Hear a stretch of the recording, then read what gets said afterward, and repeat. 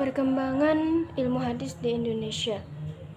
Pada abad 20, Islam di Indonesia mengalami pembaharuan, yaitu dengan masuknya paham pembaruan pemikiran keislaman.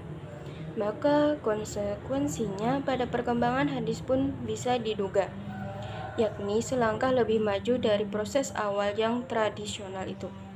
Namun demikian, sebagaimana diketahui pula bahwa tidak semua umat Islam Indonesia menerima kemunculan paham pembaruan itu, maka tentu saja berdampak pula terhadap perkembangan hadis itu sendiri.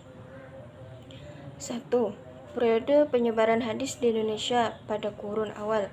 Penyebaran hadis di Indonesia pada kurun awal, hadis-hadis diduga kuat disebarkan baik melalui lembaga pendidikan formal maupun non-formal, seperti ceramah atau pengajian melalui pengutipan langsung dari kitab yang berbahasa Arab.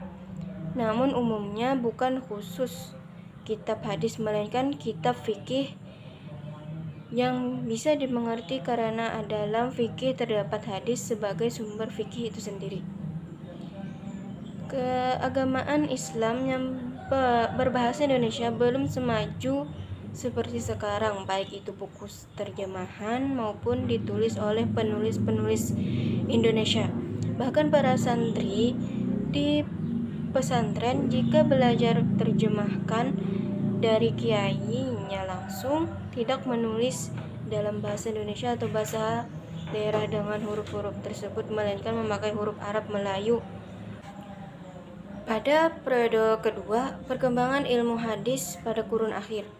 Sebelum merdeka, penyebaran hadis di Indonesia berbentuk kitab-kitab hadis dalam teks bahasa Arab. Kitab-kitab ini umumnya terbitan Kairo, Mesir, dan Beirut, Lebanon, yang banyak dimiliki oleh para ulama Indonesia, namun dalam jumlah yang sangat terbatas. Oleh sebab itu, penyebaran hadis di kalangan umat Islam Indonesia masih sangat minim. Hal yang menjadi kendala utamanya barangkali terletak pada pemahaman bahasa Arabnya yang sangat minim pula. Sementara penyebaran hadis di Indonesia yang berbentuk terjemahan hanya sebagian kecil saja, kalau tidak boleh dikatakan tidak ada bentuk penerjemahan sama sekali, dan terbatas untuk hadis-hadis yang berbentuk himpunan.